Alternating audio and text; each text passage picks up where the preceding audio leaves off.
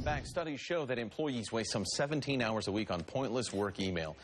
I don't know that many bosses would say that work email is pointless, but take 17 and then times it by all of your employees, and that is a healthy expense for businesses. Michelle McCullough is a business consultant and sees firsthand how companies now losing profits on something that is supposed to improve productivity. Just 3 things that we can do to make the most of our time. Yes, Take it away. Oh my gosh. Well, as somebody who has like 62,000 unread emails across all of my emails, I get it, because you get so many emails every single day.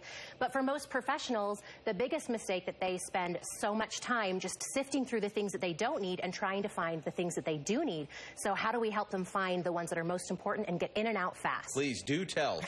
Well, my first tip and number 1 is that it's important to set times when you check your email. Now, some businesses might be different and your boss might say to do it all the time, but I wholeheartedly recommend that you do it 3 or 4 times a day. First thing in the morning, right before lunch or right after lunch, and then right before you leave for the day. But then turn off all of your other notifications. Don't let it interrupt you. Don't see every email that comes in, and focus on batching that time so that you can be the most productive. That kind of gives me a panic attack. I might try that, but terrified. Really? To think that I wouldn't see something important pop up right when I received it. Well, the studies also showed, like from BASX research, that if you get interrupted when you're in the middle of another project, it takes you 20 minutes to get back into the flow. Okay. And so it's good for your brain to focus. And so if you batch your time on email and then batch your time on your projects, you're much more effective and you're more likely to spend less time in your email. How much time do we actually need to spend in going through the email? Is that enough to just do it in those 3 to 4? Because I feel like by the time I'm done going back, there's more just coming in. Yeah, absolutely. But see, then you can save that for your next time.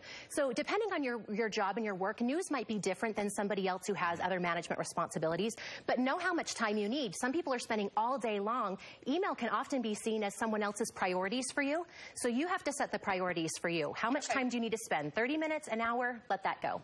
how do you recommend people sift through the email? Because I would say 99.2% of it's junk. Right. We have to cut back on that. That's another great tip. There's a great service called Enroll.me, and if you put in your email, it'll show you all the things that you're signed up for that you don't know. And in that screen, you can go unsubscribe, unsubscribe, unsubscribe. Some things you may want to keep, but there are so many ways that our name and emails are sold that you might be added to lists you don't even know about. So cut back on the junk, and that helps you get to your priority. Tell me again what the website is. Unroll.me. Unroll.me. I love the idea here. And very quickly, what is a number? Like, what's a realistic number you think? I mean, I know the goal is to have 0, but I mean, what is realistic for people to have email-wise? Well, realistic for me would be taking that 60,000 down to maybe half to 30. But for some people, they go to inbox 0 every day. I say you just look and make a goal about how you can cut back so that you don't feel your panic, whatever that is. Is it okay to have some just hanging out? I mean, well, I think so. I'm a sifter, and there's another service called SaneBox. I use my folders to help me go through the things that are most important, and you can set rules for that. So I spend the right time in the right places. But for other people, if you can just get to the things you need, that's why I have so many left, because I know I don't need them. Okay. I think this is great. We just need to now get Lori on text message sifting because she has like 300 unread text messages on her phone.